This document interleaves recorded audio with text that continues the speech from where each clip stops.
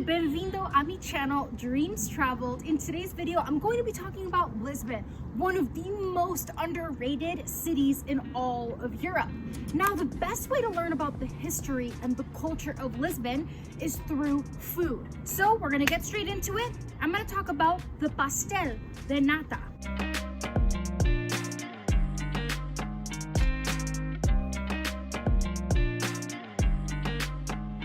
This is the Pastel de Nata. Let me tell you a little bit about it. So these have been around for 300 years. And they started at the Geronimo's Monastery, which is right by the Pasteis de Belem. So when you are in Lisbon, make sure you go to Pasteis de Belem because they've been making Pastel de Nata since 1837. Now, as I said before, the Pastel de Nata came from the Geronimo's Monastery.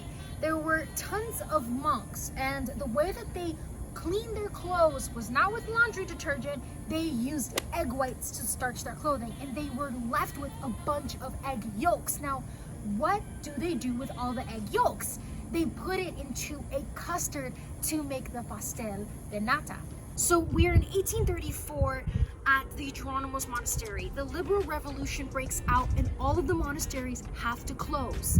Therefore, all the workers at the monasteries no longer have a job, but they're able to survive and feed their families from selling these tarts. It's incredible that something so small, something so delicious can hold so much of a country's history, a country's culture. And this is what blows my mind, and what I love so much about traveling is you get to experience these things. You get to go back in time. You get to learn so much. So when you are trying these things and you're going around countries and you're traveling, make sure you understand what's behind it, because it's not just some pastry. This was survival for people. This was so much more than just a dessert. So appreciate it, understand it, and just enjoy. You might be asking yourself, why am I in a window?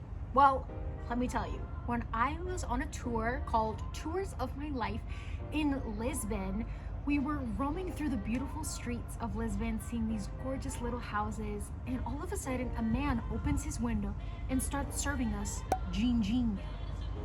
What? What even is Ginjinha? Well, Ginjinha is a fermented cherry liqueur, which consists of tart cherries, alcohol, Portuguese alcohol, wine, and sugar. And it sits for months and gets fermented. In the 18th century, sour cherries were quite common in Portugal, and the largest cultivators were in Lisbon. And they figured out that distilled alcohol cures many illnesses. So they mixed their plethora of tart cherries and alcohol to create Ginjinha to help children fall asleep, to aid in illnesses, and things like this. Now, it's very traditional to drink Ginjinha between or after meals. And this is when we had Ginjinha. Now, the flavor is very, very interesting. This is why it's important for you to try Ginjinha, so you can create your own opinion of what Ginjinha tastes like, because it's almost sweet but tart at the same time, from the tart cherries and the sweetness from the sugar that's already in Ginjinha. It is a must when you come to Lisbon to try Ginjinha, because when life gives you cherries, you make Ginjinha. Today I'm going to be making a Bika, which is popular in Lisbon, and it is an espresso that is extracted at a greater volume and has a smoother taste. In some regions of Portugal, it's just called café.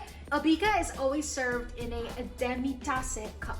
Now, make sure when you are in Lisbon, you go to Café Brasileira, which was opened in 1905. And this is where they sold the first cup of Bica, a small cup of coffee, very much like an espresso, that is quite strong. So enjoy.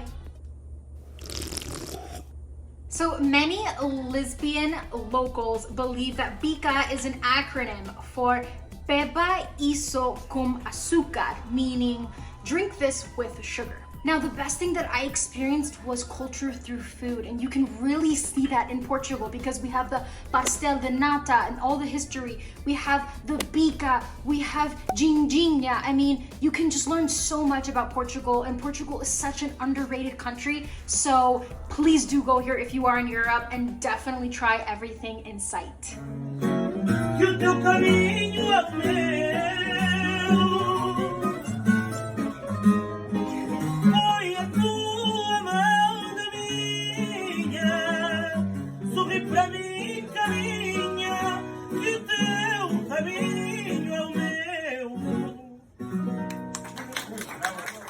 Fado is a form of expression. It's basically someone singing to a strumming guitar, but it's not just singing, it's belting your sorrows. Fado means fate and originated in Lisbon. Now, why is it so sad, you may ask? Well, due to the dangerous sea voyages that took place in the 1800s in Lisbon, a port city, citizens didn't know when they would see their loved ones again, so they were saying farewell for forever. Fado always makes a reference to saudade, or longing. There's a longing for something. Usually the man sings of his love affairs, his city, criticizes society, and many other different topics. Now, listening to Fado in Lisbon is like watching a flamenco show in Spain. It's something you absolutely have to do if you are in that country. So make sure you go to Alfama district or Barrio Alto, which is where the most Fado is done. And you can just sit in a restaurant for a dinner like I did and watch Fado while you eat. You can still enjoy Fado even though you don't speak Portuguese, because as humans, we can all relate to the feeling. When they sing Fado, it's so passionate, so emotional. You get to experience that with them and feel their sorrow and feel their mournfulness and feel their hopelessness. We can still enjoy it and, you know, pay homage to this wonderful, very old art that Portugal has, which is Fado. So if you are in Lisbon, you absolutely have to go see Fado. Now it's time to learn about my personal connection to Lisbon.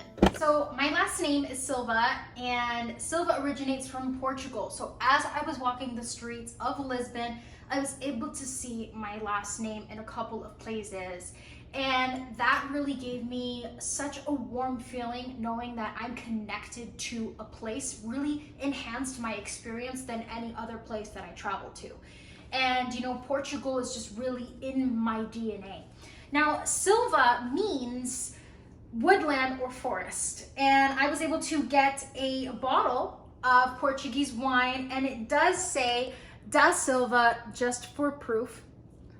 So I'm gonna pop her open, and I'm gonna cheers to bringing back Portugal to home. Although I'm not in the country, there's so many different things that I can bring home, and we can still experience the beauty of the country and the history, the culture, anywhere when you're in the world. So cheers to that.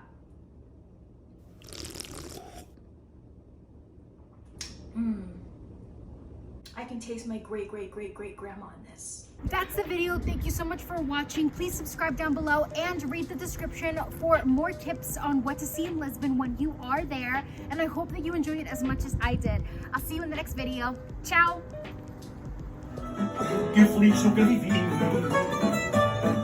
já basta para suplício da minha alma ter que pensar que já pensei em ti. Já basta para suplício da minha alma ter que pensar que já pensei em ti. Não penses mais em mim, eu já não sou